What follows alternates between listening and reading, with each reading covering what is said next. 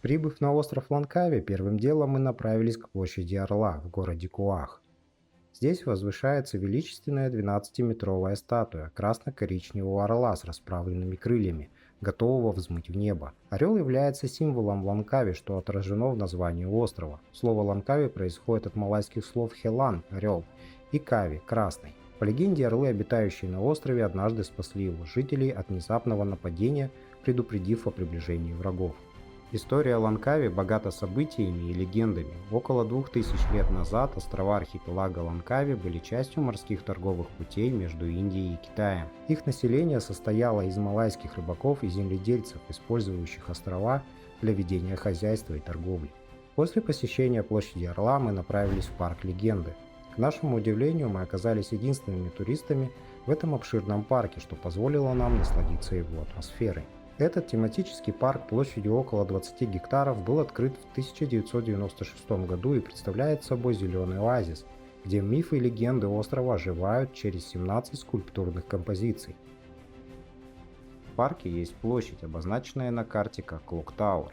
Эта площадь украшена архитектурным строением с часами, которые являются центральным элементом дизайна. Кроме того, на площади установлен высокий шест, который выполняет функцию солнечных часов. Однако информации об этом месте и его смысле в парке мне найти не удалось.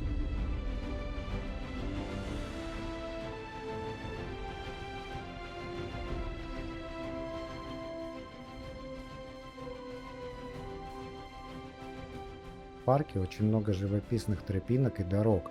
Одни ведут вдоль моря, позволяя наслаждаться пейзажами, другие окруженные деревьями, но все они ведут к каким-то интересным местам.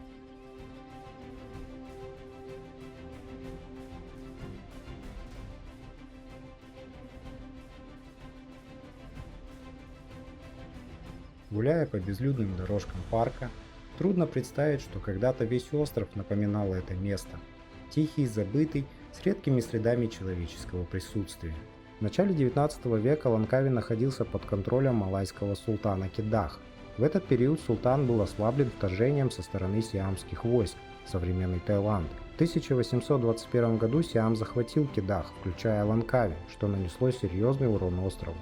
Сиамская оккупация продолжалась несколько лет, и острова Ланкави оставались практически обезлюжены из-за постоянных нападений. После обретения независимости в Малайзии в 1957 году Ланкави остался в тени крупных малайских городов.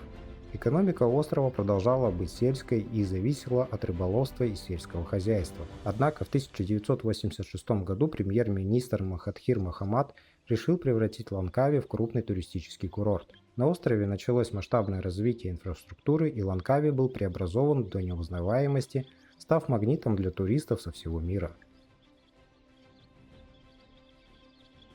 Прогуливаясь по парку, можно встретить статуи, изображающие персонажей местного фольклора, таких как великаны Мат Чинчанг и Мат Рая, чьи имена носят две горы на острове. Согласно преданию, эти великаны когда-то были друзьями, но поссорились и превратились в горы. Также очень интересен миф о гигантской птице Гаруда. В малайской мифологии Гаруда – огромная мифическая птица, обладающая невероятной силой. В парке представлены скульптуры, изображающие эту легендарную птицу, подчеркивая ее значимость в местном фольклоре. Не менее интересная и история о злых людоедах. Некоторые скульптуры парка изображают мифических существ-людоедов, которые, согласно легендам, обитали на острове и пугали местных жителей. Эти истории служили предостережением и имели поучительный характер для населения. Также есть скульптура, посвященная пляжу Чинанг, рассказывая о его связи с музыкальными инструментами, такими как кананг – это своего рода перевернутый гонг, и легендах, связанных с музыкальными традициями острова.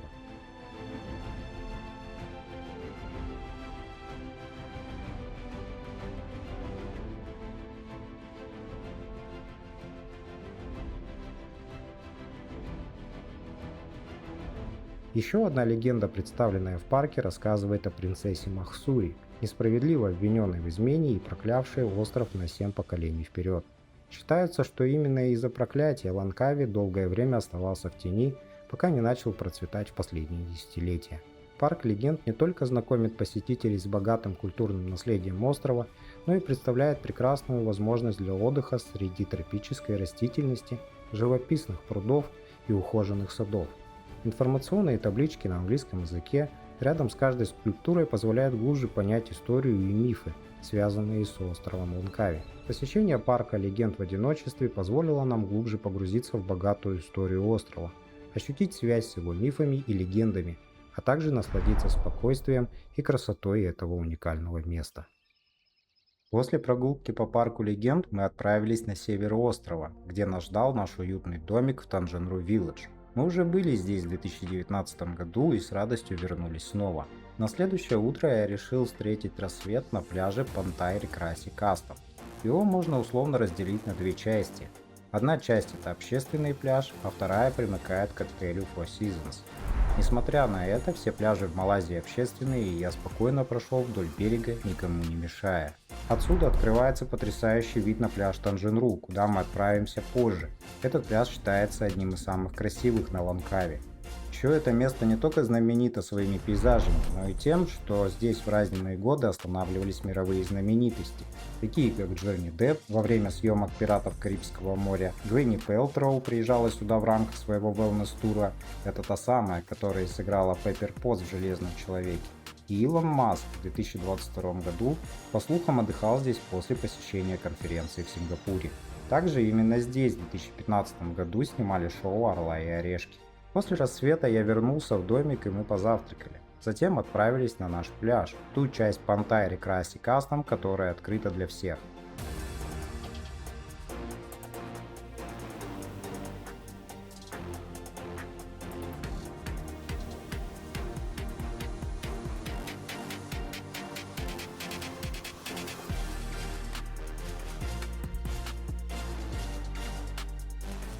Вода здесь оказалась теплее, чем в Таиланде, а бирюзовый оттенок просто завораживал. В небе парили орлы, символы Ланкави, о которых я вам рассказывал в начале нашего видео. Эти птицы действительно впечатляют, их можно встретить в разных уголках острова, особенно во время специальных туров по мангровым лесам.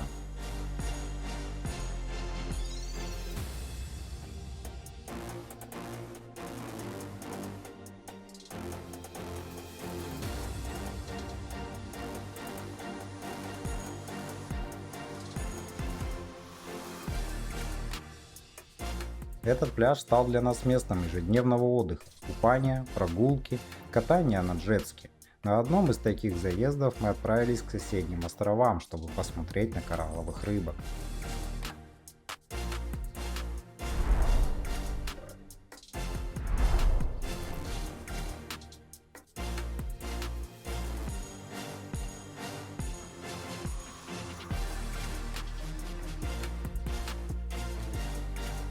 С 2019 года здесь появились новые застройки, но людей по-прежнему очень мало. В этот год пляж был практически диким, и даже сейчас он сохраняет свою природную красоту.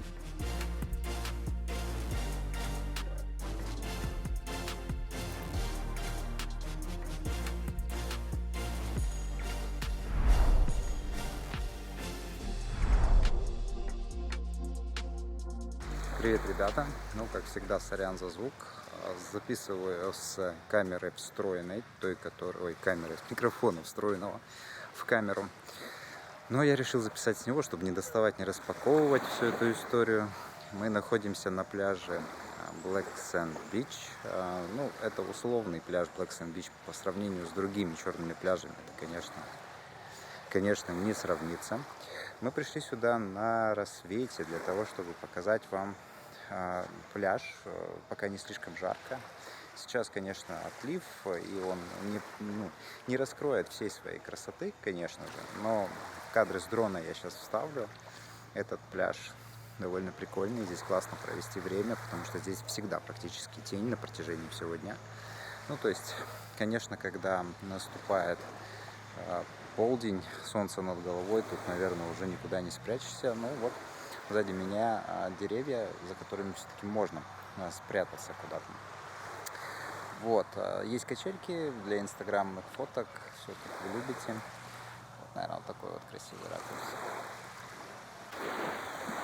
Сейчас хочу прийти вон туда, посмотреть, поснимать камни, валуны. В 2019 году я по ним лазил, когда был отлив. Сейчас, конечно же, вряд ли у меня это получится. Вот. Но смотрите, оценивайте пляж. Я не видел здесь, на этом пляже, отдыхающих туристов, потому что здесь, вот эти валуны, и они также уходят в море. Но в целом здесь вода поднимается вплоть до самых вот этих вот камней. И не знаю, получится ли здесь разложиться, там какое-нибудь полотенце или лежачок. Но в целом место довольно прикольное. Тут какие-то райские птички поют. Не знаю, слышно вам, нет? И вот этот вот шум прибоя. Какие-то птицы здесь поют, какие-то поваленные деревья. Все это, конечно, создает интересную атмосферу этого места.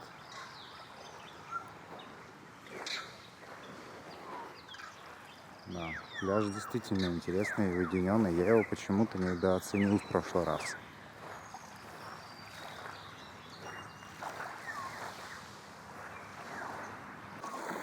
Вон там на самой макушке обезьяны. Я сейчас включил 4К, чтобы потом кропнуть изображение и показать вам. Надеюсь, вам будет видно. Там же рядом с ними какие-то птицы. В общем, прикольно.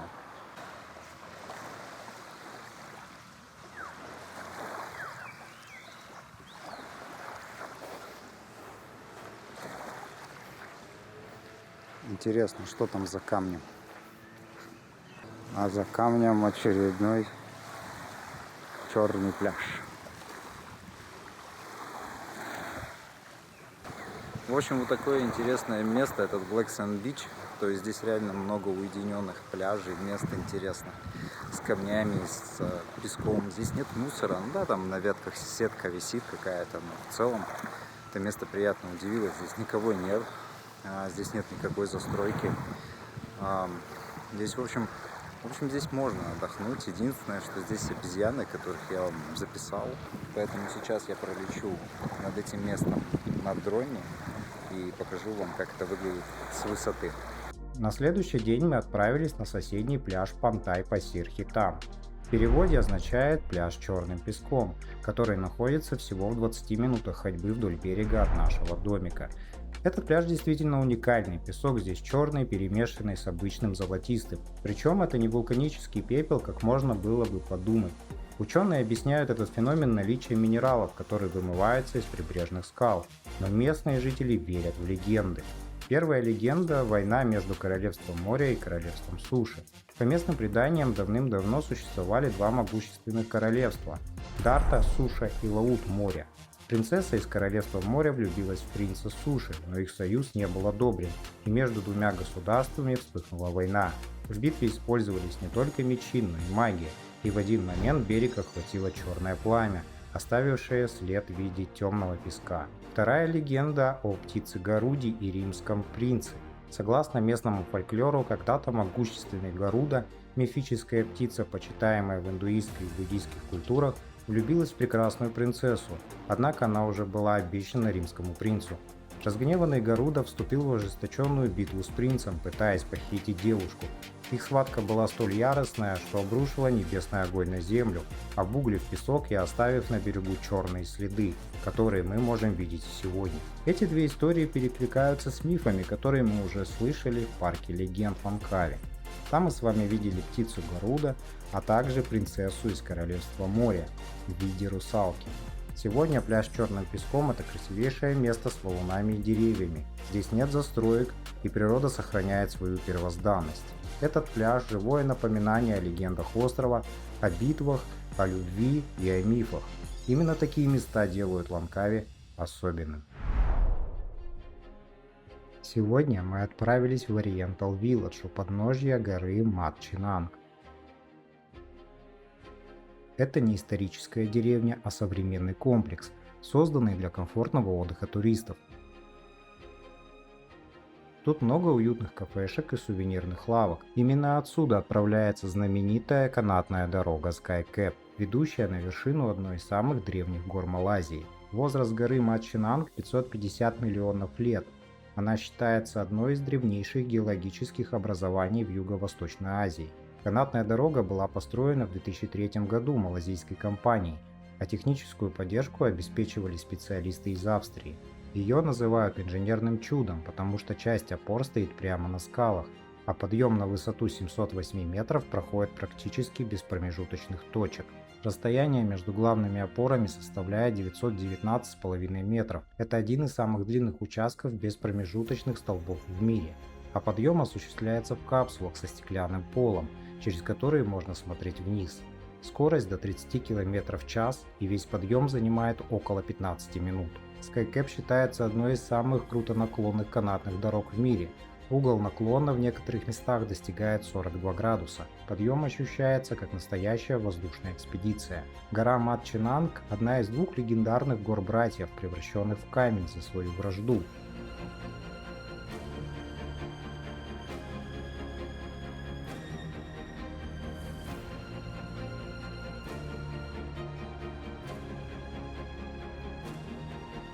Мы взобрались на вершину и прошли по подвесному мосту на высоте 660 метров. С одной стороны открывается вид на весь остров, а с другой на бескрайнее море.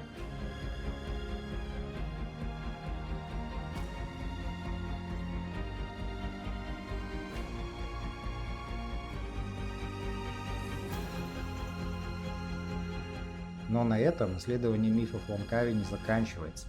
После прогулки по Skybridge мы отправились туда, где обитает второй брат – Кунон-Края. Чтобы попасть на Кунон-Края, нам пришлось пересечь остров.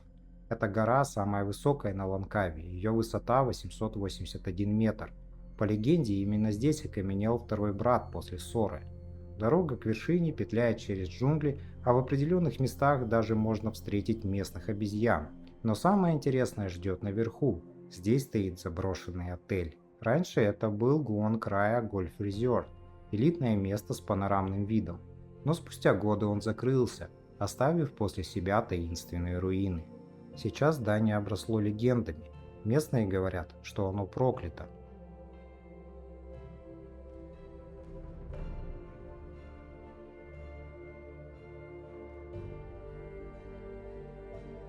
Сейчас отель полностью заброшен, и его потихоньку поглощает природа.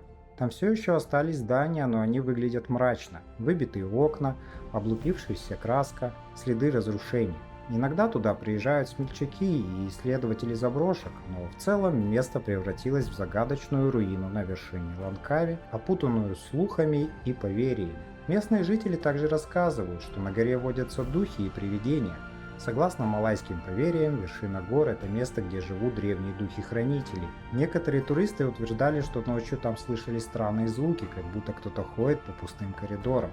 А еще, кстати, на этой горе проживает гигантская птица Гаруда, легенду о котором мы видели в парке легенд и истории о пляже с черным песком.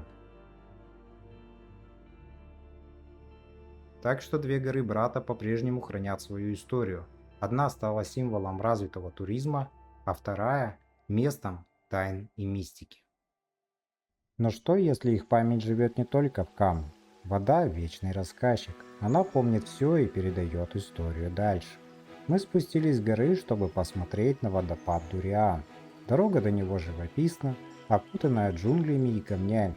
У самого подножия можно увидеть только небольшой ручей, в котором отражается небо и кроны деревьев. Узкая дорожка петляет по склону, с каждым шагом уводя все выше, туда, где тишина леса уступает место шуму воды. Водопад словно спрятался в глубине острова, в тени деревьев с толстыми раскидистыми кронами. Названный в честь дурианов, он впитал в себя всю энергию джунглей. Этот водопад не пытается поразить мощью, он не обрушивается ревущим потоком. Он течет плавно, степенно, спускаясь вниз по 14 уровням, напоминая старую лестницу, вымытую веками. Среди местных он любим за тень, за прохладу, за спокойствие, а еще за его воду, которая мягкая и прозрачная, как утренний туман. Здесь нет легенды, только чистая природа, принимающая каждого, кто решит остановиться и окунуться в ее тишину.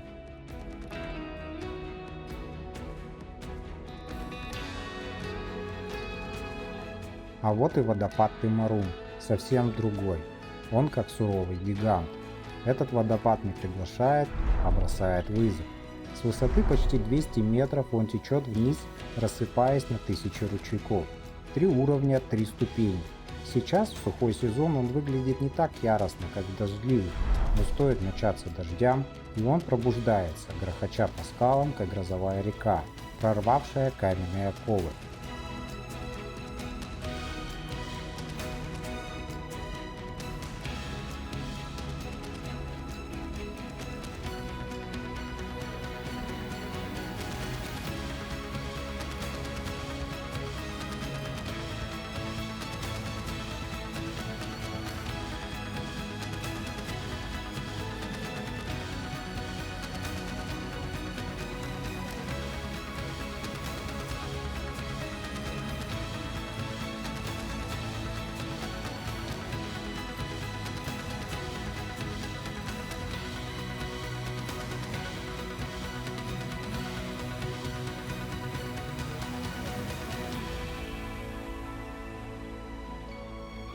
Тымурун — это напоминание, что природа Ланкави не только красива, но и дика. И если Дуриан — это беседа с другом, то Тымурун — это встреча с духом острова, могущественным и непокорным. Но даже мощь воды меркнет перед настоящим волшебством. Там, где гора Матчинанг поднимается в небо, скрываются 7 колодцев. Водопад, который кажется созданный не природой, а самой магией. 7 каменных чаш, наполненных водой, будто 7 зеркал, отражающих небо. Местные верят, что здесь когда-то жили феи. По ночам они спускались купаться в этих бассейнах, а утром исчезали, оставляя после себя серебристые капли росы. Кто-то говорит, что вода здесь обладает особыми свойствами. Другие утверждают, что если долго смотреть в ее гладь, можно увидеть что-то большее, чем просто отражение. Этот водопад состоит из 2 уровней. Внизу, у подножья горы, вода шумно не спадает вниз, разбиваясь о камни, создавая прохладную завесу брызг. Но самое интересное ждет тех, кто готов преодолеть 600 ступеней вверх. Там, на вершине, спрятаны те самые 7 природных бассейнов, куда по легендам по ночам спускались феи.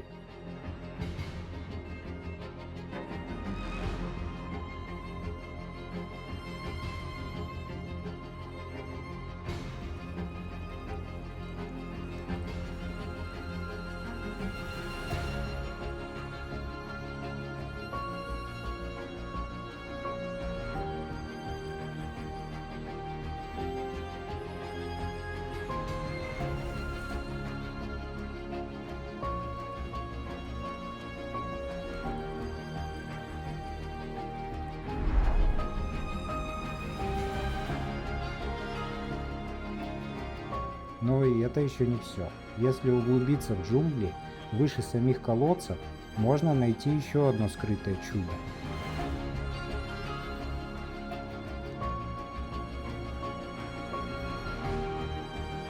Небольшой бассейн с водой завораживающего голубого цвета, окруженный густыми зарослями.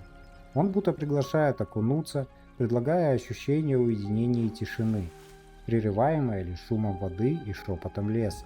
Но даже если забыть о легендах, 7 колодцев остаются одним из самых завораживающих мест на Ланкаве. Ведь поднявшись сюда, ты оказываешься не просто у водопада, ты стоишь на пороге чуда.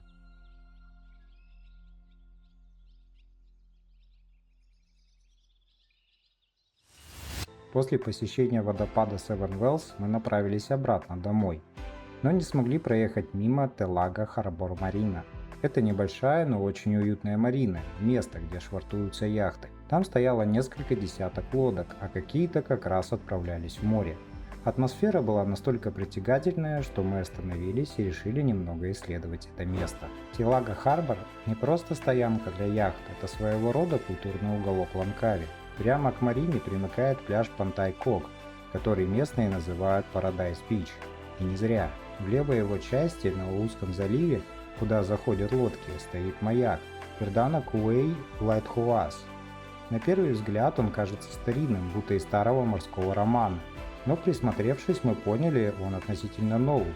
Тем не менее, он идеально вписан в пейзаж и добавляет всему месту еще больше шарма. Марина была построена как часть туристического проекта в начале 2000-х годов с идеей создания на западном побережье острова зону для международного яхтинга и неспешного отдыха.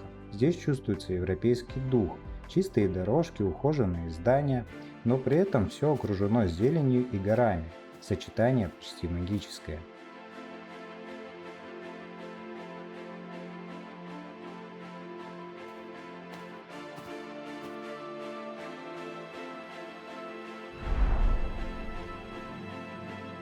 Мы решили остаться подольше и пошли гулять вдоль пляжа. Пантай-Крок оказался удивительно чистым, с мелким песком, теплым морем и полным отсутствием волн. Это место как будто спрятано от туристов. Пляж достаточно протяженный, и мы провели здесь весь оставшийся день. Это пространство – марина, маяк, пляж, а напротив – маленькие острова, до которых можно добраться на лодке. И на одном из них мы заметили бар. Представляете, бар на острове посреди тишины и моря. Абсолютное уединение. В конце пляжа отдыхали местные семьи, и нам даже посчастливилось увидеть настоящую малайскую свадьбу с традиционными нарядами. Что удивительно, это место почти нет путеводителя, хотя пляж вполне можно условно разделить на две части. Первая – классический песчаный участок, а вторая – более дикая, в тени деревьев с валунами, немного напоминающая пляж с черным песком. Это место оказалось одним из самых недооцененных, но в то же время самым волшебным на всем Лангкаве. Утром следующего дня мы направились в Лангкави Wildlife Park. Уже на входе нас ждала та же магия. В фойе каждый час выносят разных животных, чтобы гости могли поближе познакомиться. Нам как раз досталось смежное время между цистелой и попугаями, большими сине-желтыми ара. Мы были здесь еще в 2019 году, и тогда место произвело на нас настоящий фейерверк эмоций. Мы решили посетить это место снова, просто потому что атмосфера этого зоопарка абсолютно особенная. Первым делом мы попадаем в огромный вольер, где птицы свободно летают и ходят прямо среди людей. Здесь можно покормить буквально каждого, главное не забыть купить корм. Чувство, что ты не в зоопарке, а в каких-то джунглях, и все живет своей жизнью, но ты в этом участник, а не просто наблюдатель. Далее открытые вольеры на улице. Здесь обитают страусы, выдры, козы и еще множество хвостатых и пернатых друзей. Все очень доступно, видно, что животные чувствуют себя спокойно и уверенно. Некоторые из них с удовольствием идут на контакт, особенно если видят у тебя угощение. А еще здесь есть целая колония кроликов, настоящий магнит для детей. Они прыгают прямо под ногами, дают себя гладить и, кажется, совсем не боятся людей. Дети были в восторге, да и взрослые не остались равнодушны.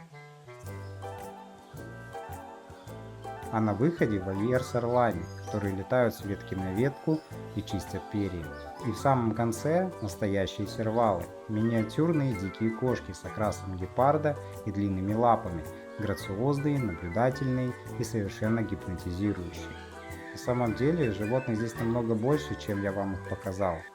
В Лангкави Wildlife Park – это не просто прогулка среди животных, это настоящее вовлечение в дикую природу с доброй душой и дружелюбной атмосферой. После ярких эмоций и птичьего шума мы решили съездить и во второй зоопарк острова, но он оказался полной противоположностью. В нем царила тишина, запустение и ощущение заброшенности. Лангкави Nature Park был основан в 2018 году с целью создания пространства, где посетители могли бы познакомиться с разнообразными видами животных со всего мира и насладиться красотой природы. Парк стремился объединить образовательные и развлекательные аспекты, предоставляя уникальный опыт взаимодействия с дикой природой. Однако пандемия COVID, начавшаяся в 2020 году, нанесла серьезный удар по туристической индустрии Малайзии. Вынужденное закрытие парков и снижение числа посетителей привели к значительным финансовым трудностям для Лангкави Nature Park. Это отразилось на состоянии инфраструктуры и уходе за животными. Во время нашего посещения мы оказались единственными туристами в этом парке. Гуляя по нему, мы встретили многих животных, но далеко не всех, которые были в нем ранее. Пятнистые гиены – один из самых недооцененных хищников. Часто их представляют как падальщиков, но в дикой природе гиены – эффективные охотники, организованные в матриархальные кланы. Мы увидели несколько гиен. Они с интересом наблюдали то ли за нами, то ли за мясом. Я никогда их не видел и поэтому разглядывал с не меньшим интересом.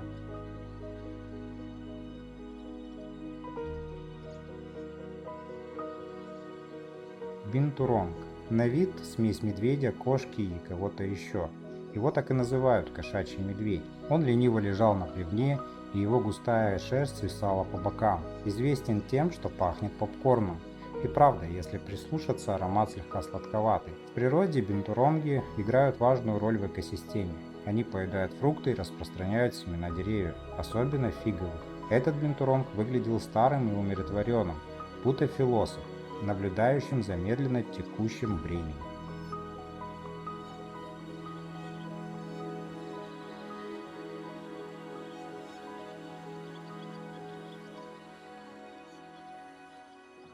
Старый лев Симба.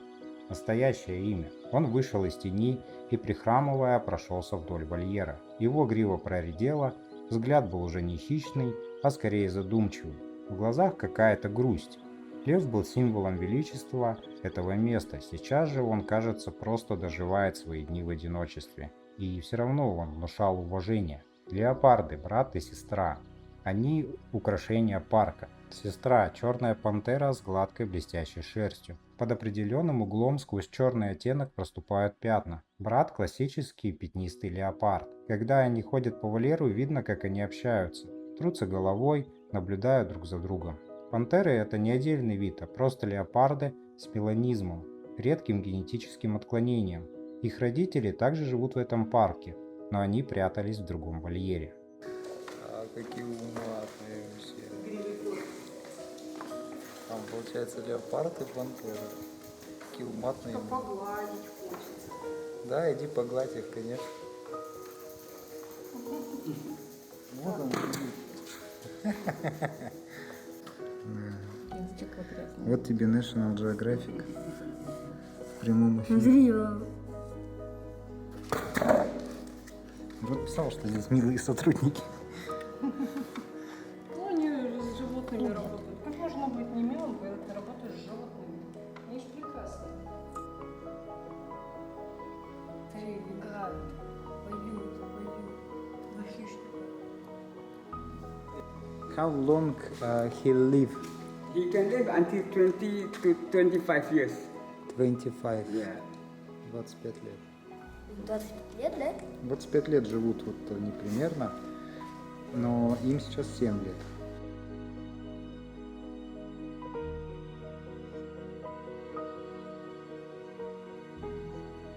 Феник – это маленькая пустынная лисица, выглядывала из укрытия своими огромными ушами. Уши у нее не просто ради красоты, они помогают охлаждаться и улавливать мельчайшие шорохи. Очень милая, подвижная, как маленький эльф, с ушами из аниме. Каракал – настоящий ниндзя среди кошек. Он был скрытен, лежал в дальнем углу, почти сливаясь с фоном. Его уши с кисточками двигались отдельно от головы, улавливая каждый звук. Каракалы могут подпрыгивать вверх на 2-3 метра, чтобы сбить птицу в полете, но здесь он выглядел усталым и вялым. Ранее в парке также содержались тигры, медведи, обезьяны и верблюд, однако во время нашего визита их не было.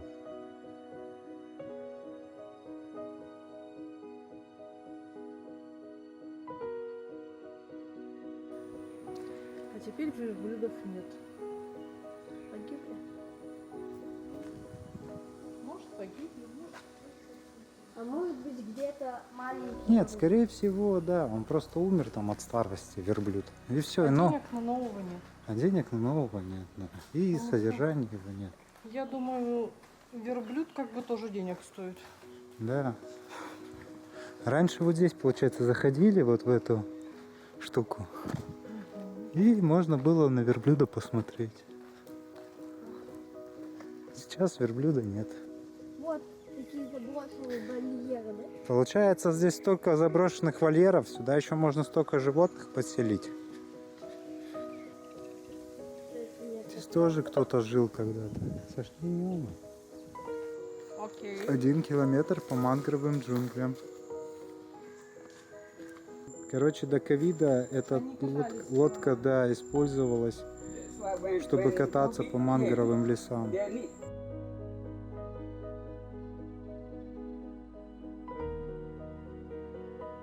Мангровый лес парка представляет собой 35-акровый заповедник с 800-метровым настилом, позволяющим посетителям прогуливаться среди уникальной экосистемы. Мангровые леса играют важную роль в фильтрации морской воды, предотвращении эрозии берегов и служат средой обитания для многих видов животных и растений.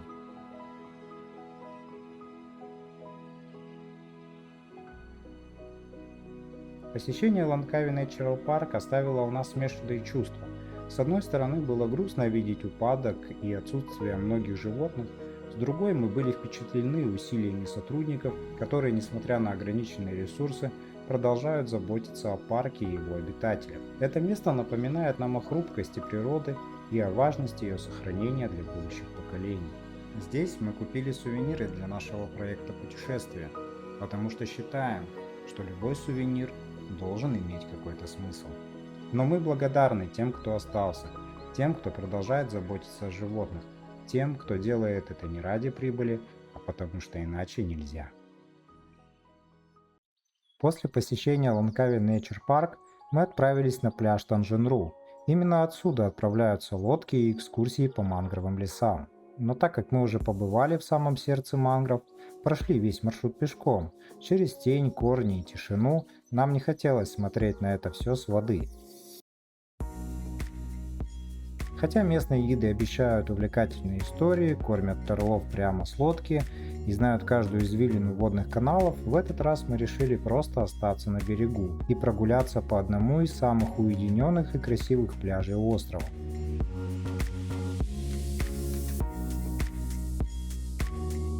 Танжин-Ру-Бич – это длинная песчаная полоса с белым как мука песком, хотя ближе к концу пляжа можно встретить и крупный. На всем протяжении почти нет людей, а за чистотой следит одноименный отель Танжин-Ру Resort, расположенный прямо у кромки пляжа.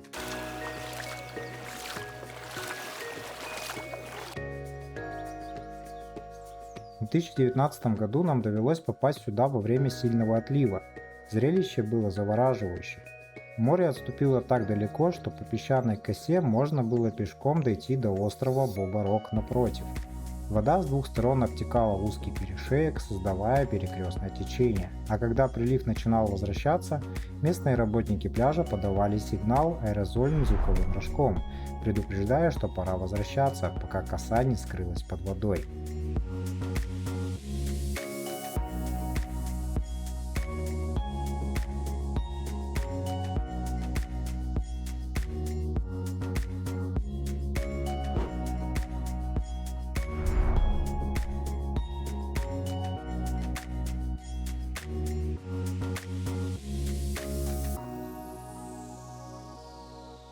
Но сегодня отлива не было. Море заполнило все до горизонта. Ни песчаной косы, ни пути к острову. Только вода, которая чуть-чуть шуршит у ног. И легкий ветер, что не мешает, а просто есть.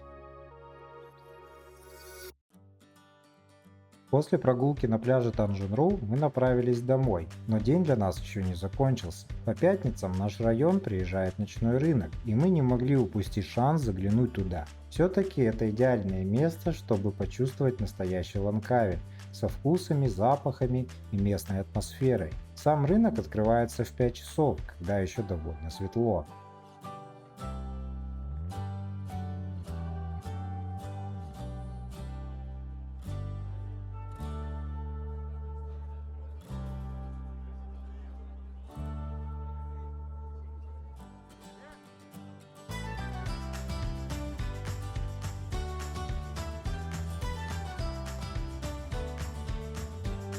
В 2019 году этот рынок был в основном для своих, для местных жителей. Сейчас же все изменилось. Много еды, адаптированной под европейский вкус, и туристов тоже хватает.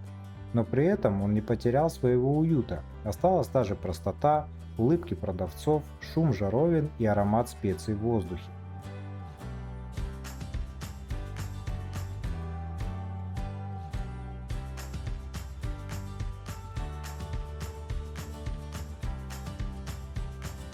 Мы забили наш рюкзак пирожными, которые, кстати, оказались очень даже ничего. Сладким рисом с манго, рисом карри с курицей, блинчиками и фруктами. Все как надо, чтобы потом дома устроить небольшой вечерний пир и спокойно подготовиться к завтрашнему дню. Ведь утром мы собираемся посетить еще несколько интересных мест на Ланкаве. Это будет уединенный маленький пляж и даже буддийский храм. Малайзия – это мусульманская страна, но буддисты в ней тоже есть и составляют примерно 19% от общего населения. Это вторая по численности религиозная группа в стране после мусульман, которых около 63%.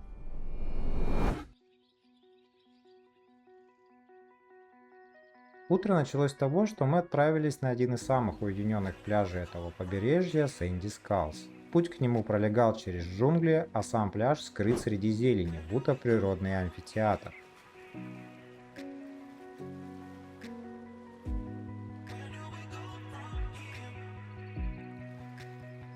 Песок здесь мелкий, почти белый, а вода ярко-лазурного оттенка.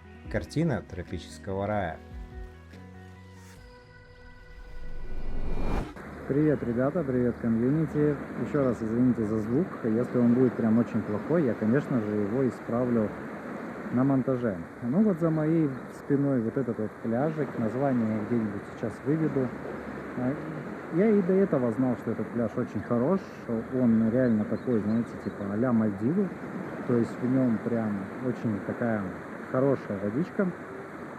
Эта водичка связано не с тем, что это какое-то море такое. Море везде одинаковое, это связано с побережной линией. Песок здесь очень чистый, плотный. Прикольное место, очень любят его наши туристы, экспаты. Приезжают сюда на байках, на машинах. Вот. И очень много русских, конечно же, и вообще много людей на этом пляже. Стоит ли оно того? Ну, наверное, стоит сюда съездить на пару дней, чтобы покупаться, насладиться именно этим морем. Но чтобы ездить сюда постоянно, допустим, на такси или арендовать машину, ну, я не стал бы. Домиков здесь никаких рядом нету, то есть это удаленный пляж, сюда нужно по-любому ездить. Вот, сейчас я поснимаю с дрона, покажу вам, как это выглядит с высоты.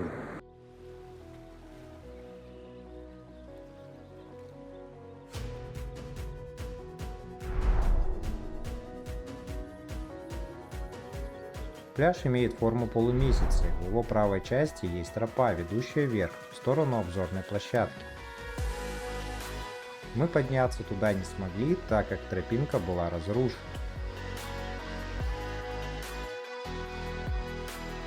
Но перед подъемом мы увидели табличку с интересной и даже мрачной историей. Оказалось, что всего в 5 километрах от этого берега расположен остров Тарутао, принадлежащий Таиланду. В 1930-х годах его использовали как тюрьму, а окружающие воды охранялись акулами и крокодилами. Специально, чтобы заключенные не смогли сбежать. Также здесь промышляли пираты, а тела утонувших или убитых иногда выносило на берег, из-за чего пляж и получил свое зловещее название – пляж черепов. Но несмотря на мрачное прошлое, сегодня здесь царит жизнь. Мы заметили, что на пляже отдыхало много русских туристов, но и местных тоже было немало. Атмосфера живописная, но и не без сюрпризов. Обезьяны здесь чувствуют себя хозяевами и с удовольствием воруют еду и все, что плохо лежит. Мы провели здесь полдня, наслаждаясь видом и природой, после чего отправились дальше, в буддийский храм. Храм, в который мы приехали, носит название Wat Kho Vanaram. Это действующий буддийский храм, который буквально находится у подножья горы. В переводе с тайского название означает «храм мира среди скалы». И это действительно ощущается. Здесь удивительное сочетание природы, тишины и духовности.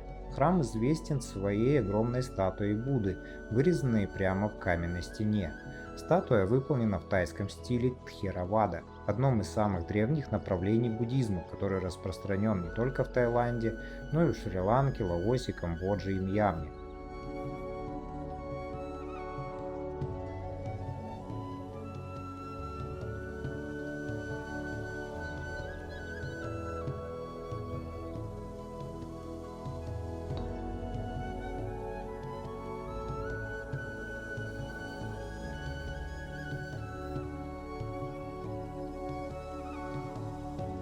Тайская культура тесно связана с буддизмом. Более 90% Таиланда буддисты, а в Малайзии примерно 19%. И буддийские монахи играют важную роль в жизни общества. Храмы служат не только местами для медитации и молитвы, но и центрами обучения, благотворительности и местом, где сохраняется культура.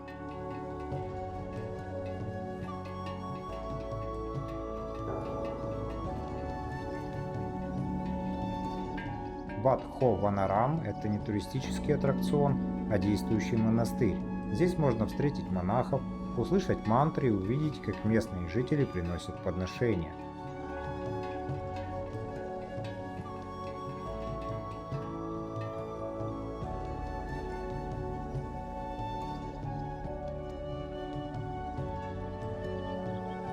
Вход на территорию свободный, но как и в любом храме важно соблюдать уважение. Плечи и колени должны быть закрыты, обувь снимается перед входом в молельные залы. Все вокруг пронизано ощущением покоя. Мы провели здесь около часа, прогуливаясь, слушая звуки леса и вдыхали запах благовоний.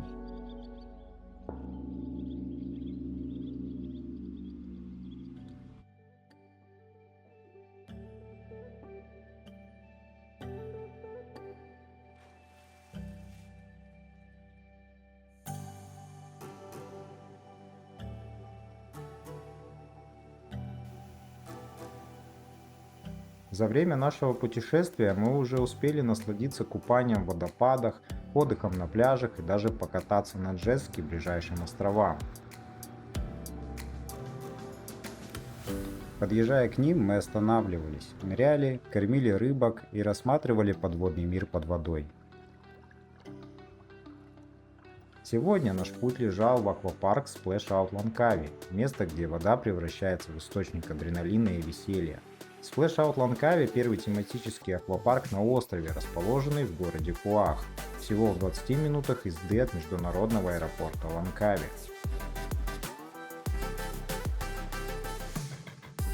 И даже здесь не обошлось без легенды.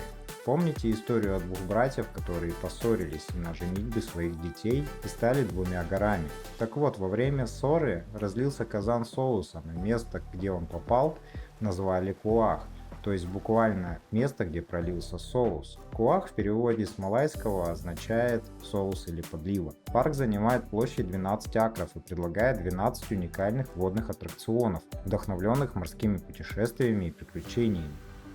Мы прибыли рано утром, когда аттракционы начали открываться один за другим.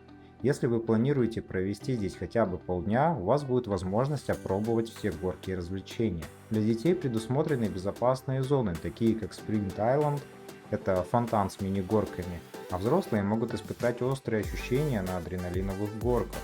На самом деле их там 4.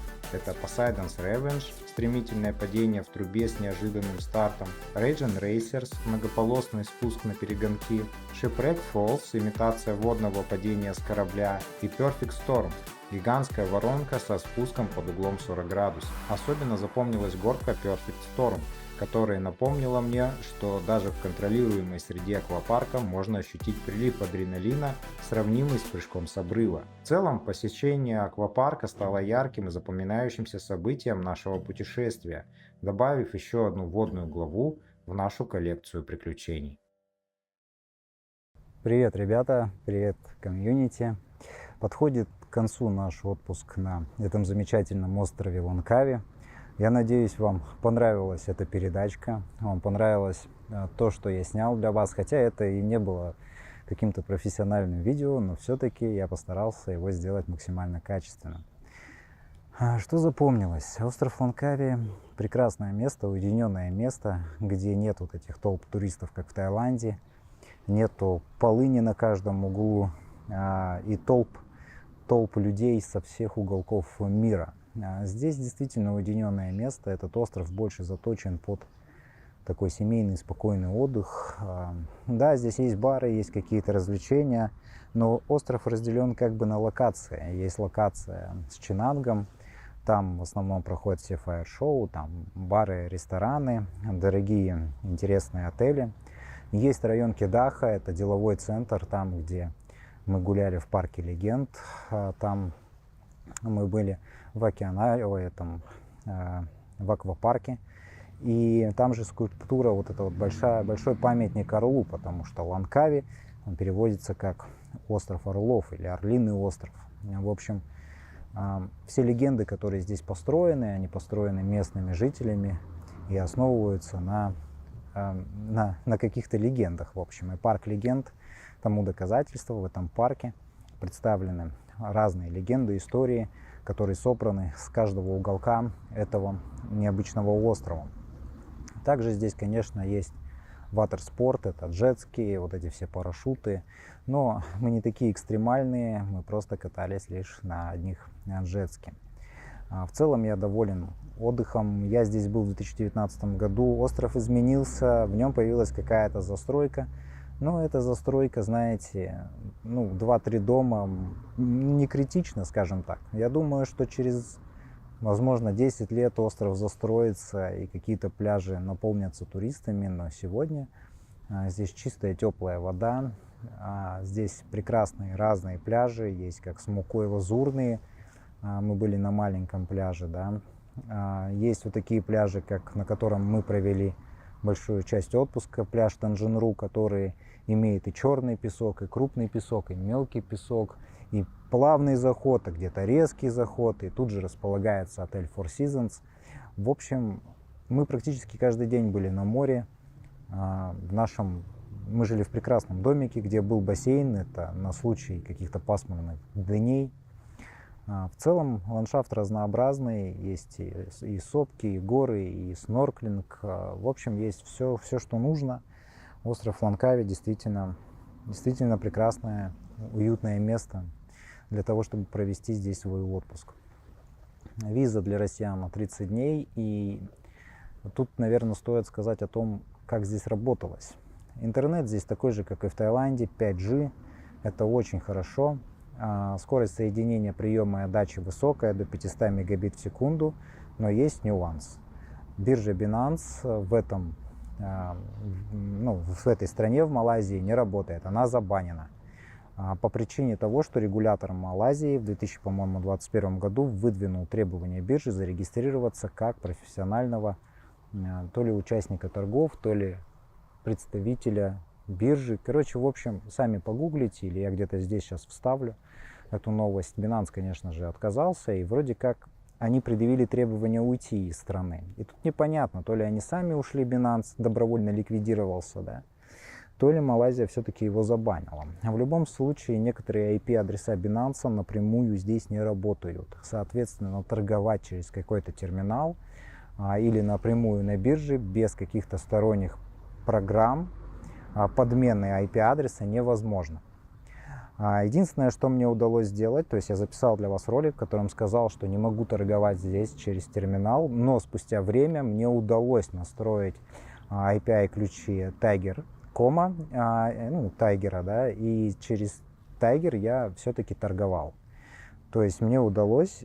Единственные ключи, которые заработали здесь, это ключи Tiger. Не знаю почему, возможно, их сервера находятся где-то как-то так, что Малайзия его не банит. Поэтому вся моя торговля велась через Tiger, и я даже не беспокоился о своих открытых позициях, потому что знал, что они в безопасности. Вообще Tiger.com это надежная платформа. Если даже у меня получалось так, что я куда-то уезжал, или у меня нет интернета, или нет возможности вот прямо сейчас подключиться к своему терминалу, я знал, что с моими позициями будет все в порядке. Поэтому, ребята, если вы поедете на зимовку или в отпуск и хотите поскальпить, позаниматься трейдингом или вообще просто хотите как-то взаимодействовать с биржей Binance в Малайзии или там в том же Таиланде, я вам рекомендую платформу Tiger.com, потому что она показала себя как самая стабильная в этой поездке. Далее мы отправимся с вами в Куала-Лумпур. То есть мы отправляемся уже завтра. Там я также потестирую пинги, соединения, как работает терминал и все. Все, что касается скальпинга. И, конечно же, вам об этом расскажу в других видео. Также я закупил здесь кучу всяких сувениров и сувенирных лавок, которые ассоциируются именно с Малайзией, именно с островом Ланкави. Но Единственное, что меня тронуло, и то, что я действительно и купил, и то, что вы здесь нигде не найдете, это вот эти бабочки в смоле, которые мы купили в зоопарке, который называется Национальный парк Ланкави или Малайзии, что-то я уже забыл как. Суть такая, то, что это по сути зоопарк с хищниками, животными, которых в другом зоопарке не было. Какие-то полукошки, полумедведи, леопарды. В общем, этот парк, скажем так, видал времена и получше, и ковид нанес ему ущерб. Животных новых не завозят, старые, скорее всего, просто погибли, и вольеры пустые. А сувениры, которые лежат там на продажу, ну вот эти все цепочки, там зажимчики, они уже просто покрылись ржавчиной, что говорит о том, что парк не посещают туристы и не оставляют там денег. Но после посещения парка, помимо того, что мы прошлись там через всех этих зверей, посмотрели на них через стекло, милые сотрудники этого парка, это просто удивительные люди, это так надо любить свою работу в таких стесненных условиях, в которых они находятся. Они нас выделили человека, который провел нас через все вот эти вот, ну не клетки, это клетками не называть, вольеры это скорее. Мы покормили гиен, а потом прошли целый километр по мангровым лесам. То есть здесь вот можно только прокатиться на лодке, арендовать за очень кучу денег лодку и проехать по этим мангровым лесам. А тут выложена прям тропинка искусственная через мангровые леса, и можно просто идти комфортно и разглядывать всю экосистему. Затем мы вышли в пролив, где я попытался запустить дрон, который привлек внимание орла. И он, ну, не атаковал прям агрессивно, но прям летал рядом с моим дроном, что было удивительно. И как бы напрягало, да, то есть я вернул дрон обратно. Затем мы вышли, и вот, к слову, сувениров для участников проекта путешествия я купил вот эти уникальные сувениры. 5 штук, последнюю. То есть все, что там было, я все забрал. Мы оставили там довольно много денег, и это была покупка, которая принесла удовольствие. Мне захотелось поддержать этих ребят, как я мог. И, пользуясь своим социальным положением, я всех призываю, если вы будете на острове Ланкави, посетите национальный парк Ланкави. Купите какой-нибудь сувенир, вам это ничего не стоит, но, возможно, это поможет этому парку существовать и дальше.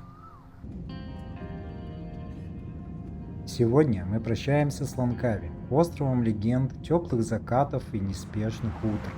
Наш самолет поднимается в небо, унося нас в столицу Малайзии, Куала-Лумпур. Я постарался показать вам Ланкави таким, каким увидел его сам. Мы исследовали пляжи, катались по острову, поднимались в горы и наслаждались моментами, но все равно остались места, до которых мы так и не добрались в этот раз. И это, наверное, к лучшему, ведь должно же остаться что-то, ради чего захочется вернуться. Мы покидаем Ланкави с легкой грустью, надеясь, что однажды вернемся сюда снова, уже не за новыми приключениями, а за воспоминаниями. Вернемся к местам, что стали родными, и к людям, с которыми пересеклись здесь. Куала-Лумпур встречает нас дождем. Дорога от аэропорта до центра заняла около часа на такси.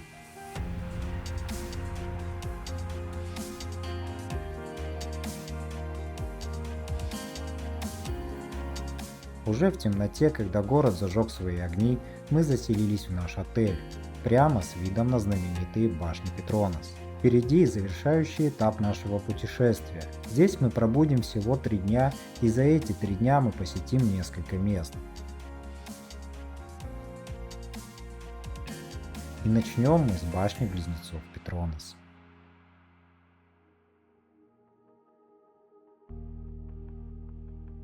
Мы вышли из отеля и направились в сторону башен Петронас.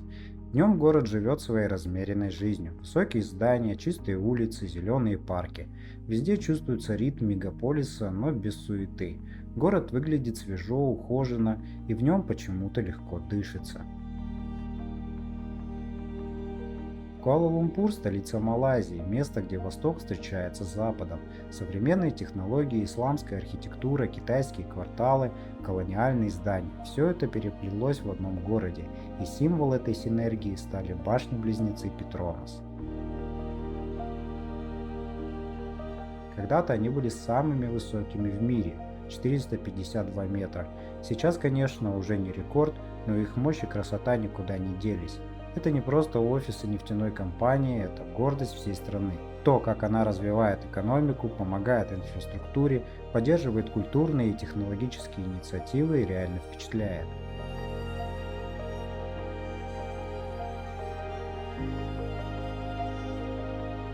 Мы доходим до самих башен. Впереди фонтан, и я сажусь прямо напротив. Днем это просто красиво, но настоящая магия начинается вечером, когда небо темнеет, включается подсветка и фонтаны оживают по-другому. Эта песня звучала в тот вечер и, кажется, не случайно. Фонтаны синхронизированы именно под нее, и я оставлю ее в этом видео, несмотря на возможные ограничения от YouTube. Просто потому, что хочется передать атмосферу, как она была, без подмен и компромиссов. Башни сияют как кристаллы, все пространство вокруг становится сценой. Вода, свет, музыка, все соединяется в одно. Люди замирают, кто-то снимает, кто-то просто смотрит, а кто-то танцует. Ты будто попадаешь в момент, где все идеально, не добавить, не убрать. Интересно, что фонтаны Lake Symphony были спроектированы компанией ОАСЕ, которая установила две системы фонтанов с возможностью вращения на 360 градусов, обеспечивая почти бесконечное разнообразие водных узоров, благодаря вращающимся и поворачивающимся движениям. Дизайн ОАСЕ предлагал более 480 индивидуально управляемых водных эффектов и более 1000 подводных прожекторов в широком диапазоне цветов. Все установки были адаптированы к глубине воды существующего резервуара. Башни не просто небоскребы, это символ малайского прорыва в мировую арену. Построенные в 1998 году, они стали частью амбициозного проекта Махатхира Мохаммада, тогдашнего премьер-министра страны. Это один из самых известных политических деятелей Малайзии.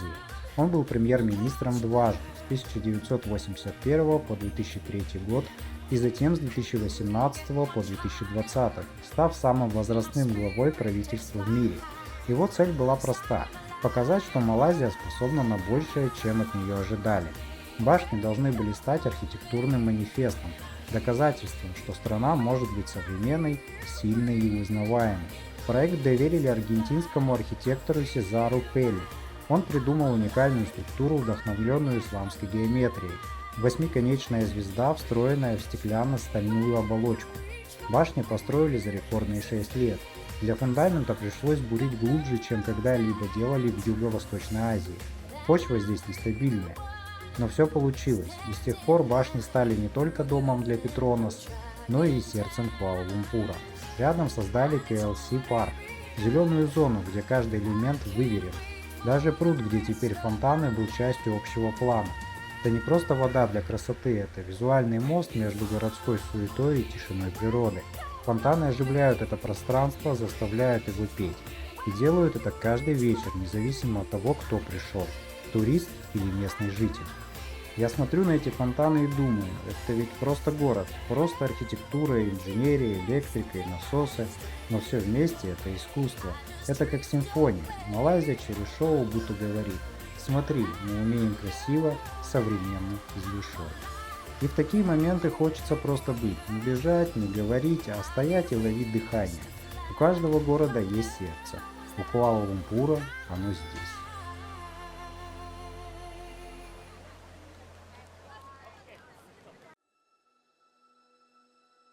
На следующее утро мы направились в один из самых волшебных уголков города – парк Бабочек.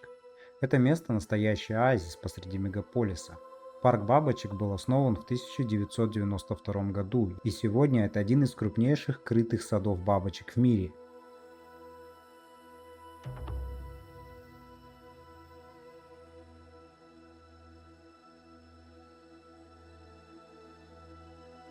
Его площадь около 7400 квадратных метров. Проект инициирован в рамках большой широкой программы экологического и научного просвещения Малайзии.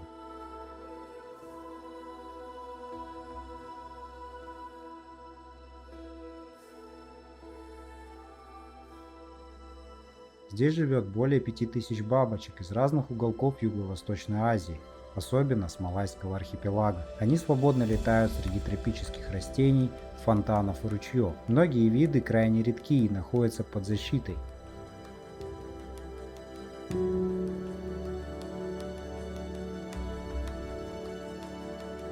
парке также можно увидеть насекомых, экзотических гусениц, куколок и экспозиции с жуками, скорпионами и палочниками. Парк был создан с участием Стевена Чонга, известного малайского предпринимателя и натуралиста, который стремился соединить науку, туризм и охрану природы в одном проекте. Благодаря таким людям здесь не просто красиво, здесь ощущается забота о природе и культуре.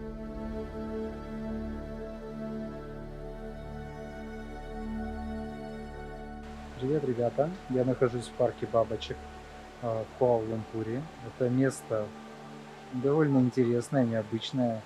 Бабочек всяких разных очень много. И вот одна прилетела, смотрите. Вот она. Сейчас я попробую вам ее поймать. Ну, короче, таких бабочек здесь много. Поэтому парк бабочек обязательно к посещению, ребят. Совсем рядом находится еще одно жемчужное место – ботанический сад Пердана. Это самый старый общественный парк Куала-Лумпура, основанный еще в 1888 году британским чиновником Эльфредом Виннингом. Тогда он назывался просто Lake Garden – озерный сад, так как в центре была и есть до сих пор живописная водная гладь.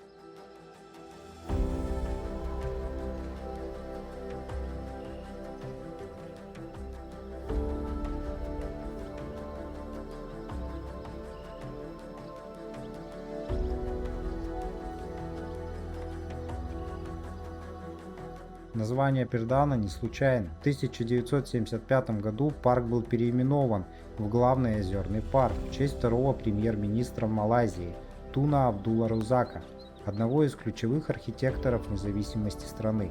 Позже, в 2011 году, его сын, шестой премьер-министр Наджиб Разак, инициировал модернизацию парка и преобразование его в настоящий ботанический сад, после чего он получил современное имя – Пердана Ботаник Гарден.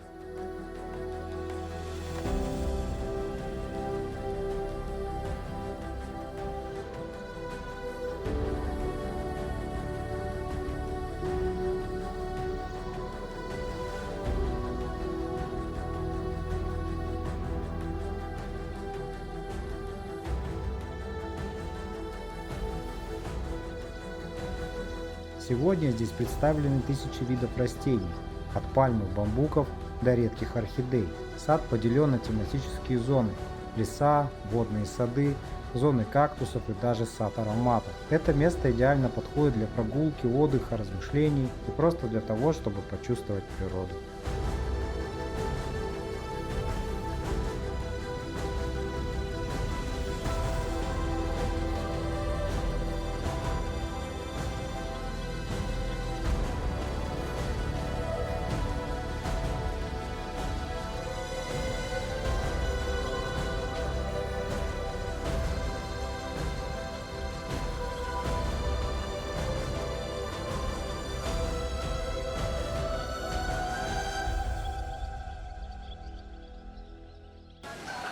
Вот вам и Куала-Лумпур, ребята. Просто представьте себе, сколько зеленого пространства, сколько общественного пространства, сколько всего, где можно гулять, снимать, отдыхать, бегать. И сравните это все дело, например, с тем же Бангкоком. Поэтому, если выбирать между Куала-Лумпуром и Бангкоком, ну, здесь однозначно Куала-Лумпур. Зеленый город, утопающий в зелени, с прекрасными общественными пространствами. Ну, в общем, здесь есть все, что нужно для жизни. Спокойно, тихо, люди гуляют. Ни одной бутылки пива вы здесь не найдете. В общем, вот такой вот он, Куала-Лумпур. И в частности, парк-заповедник, как он, ботанический парк Пердана. Утро началось с проливного ливня. Немного подождав, пока стихнет дождь, мы вызвали такси и отправились на центральный рынок Куала-Лумпура. Этот рынок расположен рядом с китайским кварталом. Центральный рынок Куала-Лумпура был изначально построен в 1888 году по инициативе британской колониальной администрации. В в частности под управлением суперинтенданта по общественным работам Яп Ахлоя, одного из самых влиятельных китайских предпринимателей своего времени в Малайи. Он сыграл ключевую роль в развитии китайской общины в Куала-Лумпуре и был своего рода неофициальным капитаном китайцев в городе. Рынок был задуман как крытая торговая площадка для местных продавцов свежих продуктов, в основном мяса, рыбы и овощей. А уже позднее, в 1937 году, здание было перестроено в стиле ар-деко под руководством британских архитекторов и постепенно превратилось в культурно-торговый центр. Сегодня это место известно как Пасар Сени, в переводе с малайского «рынок искусств». Центральный рынок представляет собой двухэтажное здание площадью около 6500 квадратных метров. Это настоящий хаб для тех, кто ищет сувениры, ремесленные изделия и предметы местной культуры.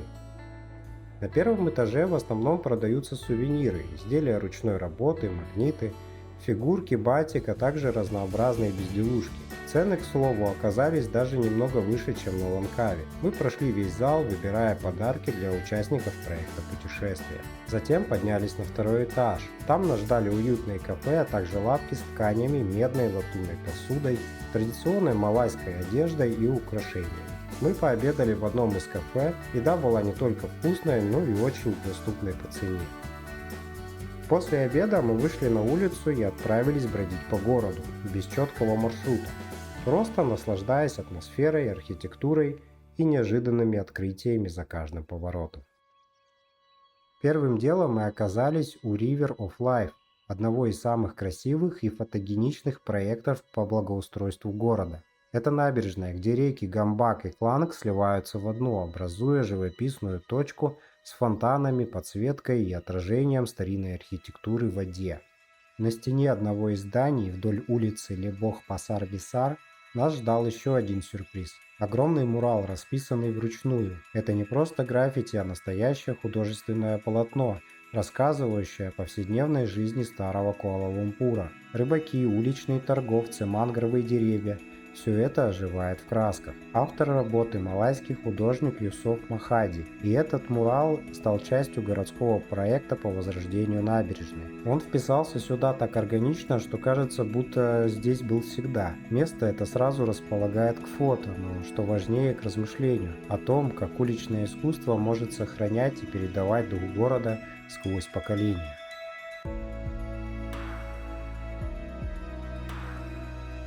Рядом Каламбиру или Голубой бассейн, но видимо сейчас он был на реконструкции. К нему прилегает старинная мечеть Масджид Джаме.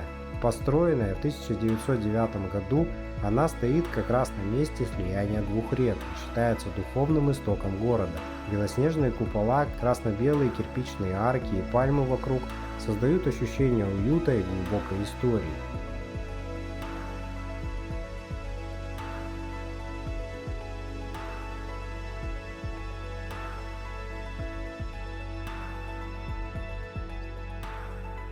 Мы продолжили путь вдоль набережной. Слева от нас находилось величественное здание султана Абдулла Самада, колониальное сооружение в мавританском стиле, одна из визитных карточек города. А по правую руку пешеходный мост Масджид Джамек Pedestrian Bridge, ведущая к мечети Масджид Джаме.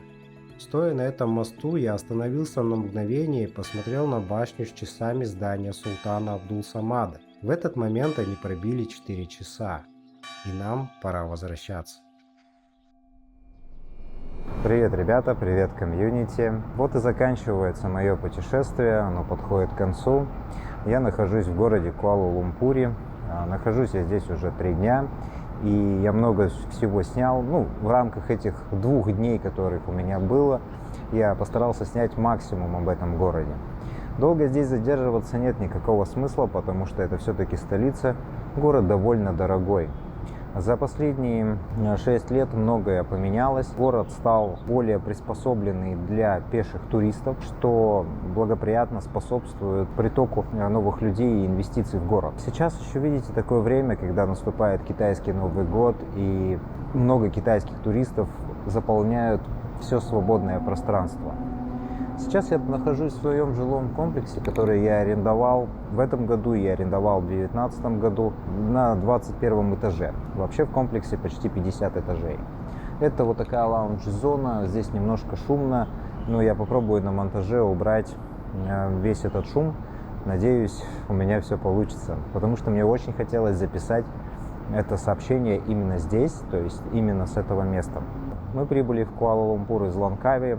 Перелет длился 1 час, перелет стоил копейки. Мы прилетели, вызвали такси, доехали до комплекса и приехали мы ночью, поэтому мы в принципе легли сразу спать, а на утро пошли исследовать город. Как я уже и сказал, город очень зеленый, город очень чистый, то есть в городе есть общественный транспорт, автобусы, туристические автобусы, такси, которые стоят относительно недорого, относительно недорого, допустим, по московским каким-нибудь меркам, да, и цены здесь на жилье, то есть на недвижимость, они как бы не изменились с 2019 года, то есть они примерно стоят столько же в рингитах.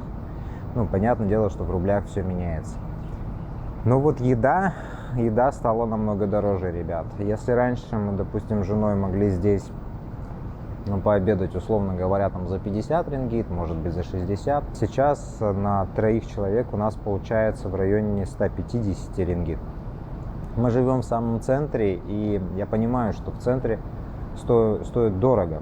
Но вот мы выезжали в Чайнатаун, и в этом Чайнатауне мы были в старинном рынке, центральный рынок, да, базар, который я также для вас снял сюжет. В этом центральном базаре мы поели за 80 рингит на 3. Мы съели 2 лапши, пельмени, 2 порции пельменей таких, я не знаю, как они называются, в общем, пельмени.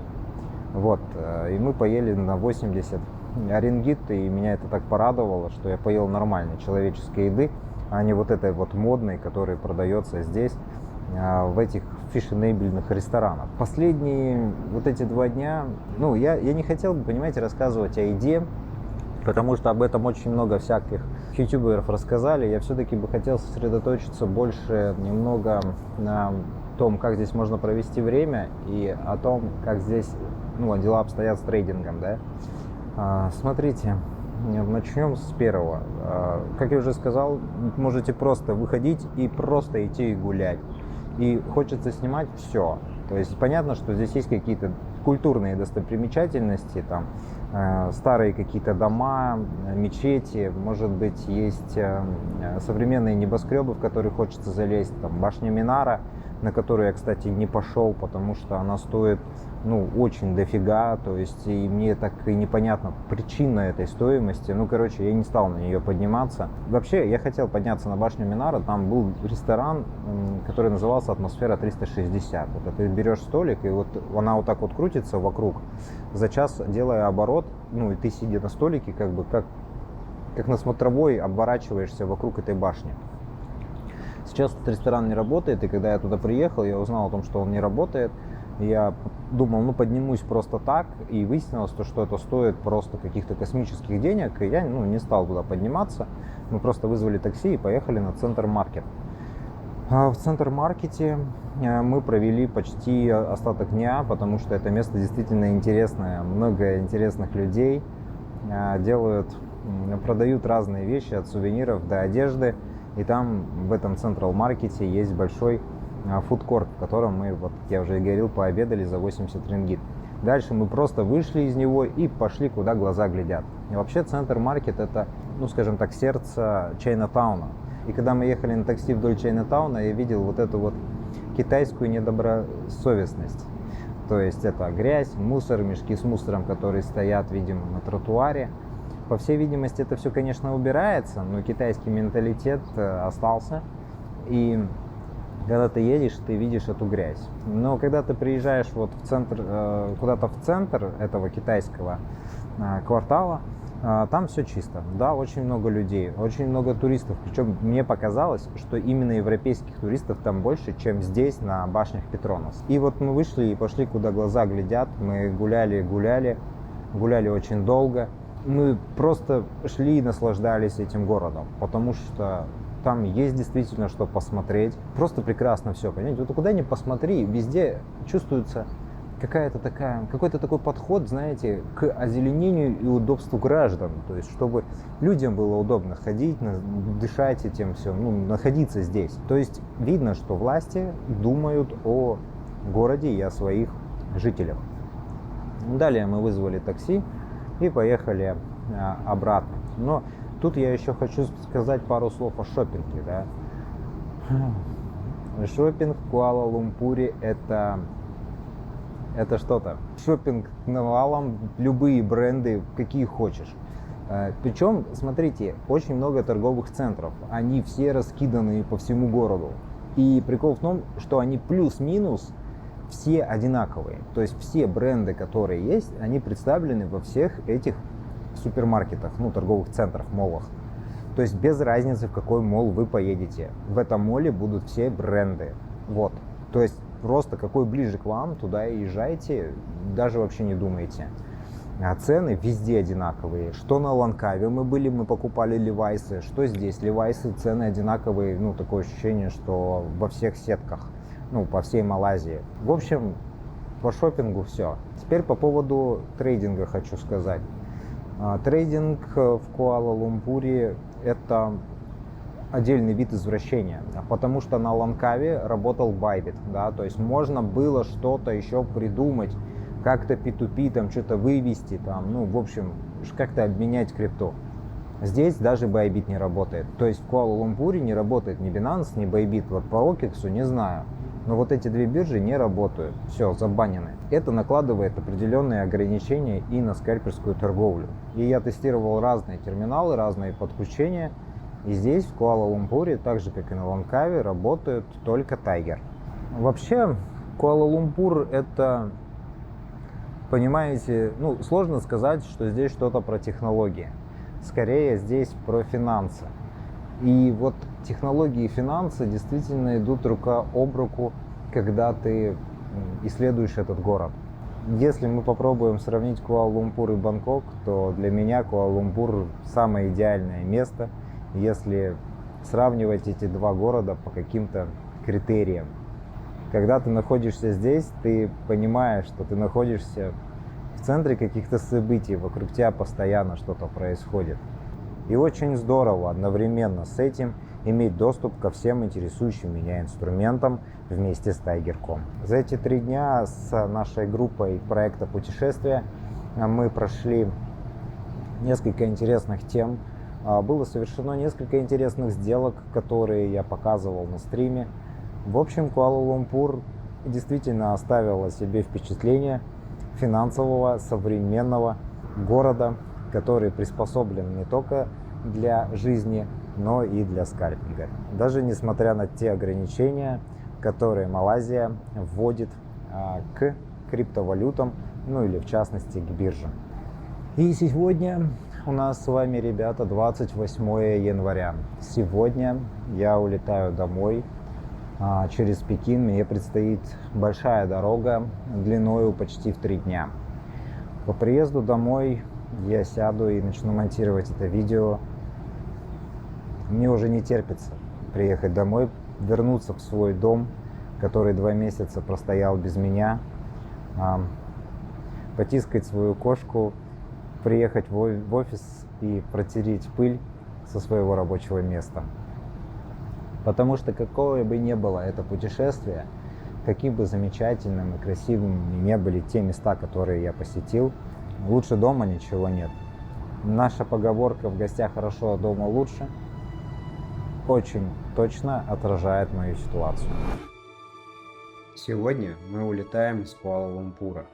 Завершается наше большое путешествие, которое началось в ярких шумных улицах Бангкока и привело нас сюда, в сердце Малайзии. Днем за днем, шаг за шагом мы открывали для себя этот удивительный мир. Древние храмы, залитые закатным светом, бесконечные рынки, где в воздухе смешивались ароматы, специй и цветов, безмолвные джунгли и оживленные мегаполисы. Мы шли вперед вместе с командой проекта путешествия, и каждую встречу, каждую улицу, каждый момент я пытался сохранить и передать вам через объектив и живые слова. За это время мы прожили не просто маршрут от точки А в точку Б, мы прожили целую маленькую жизнь, полную эмоций, открытий и вдохновения.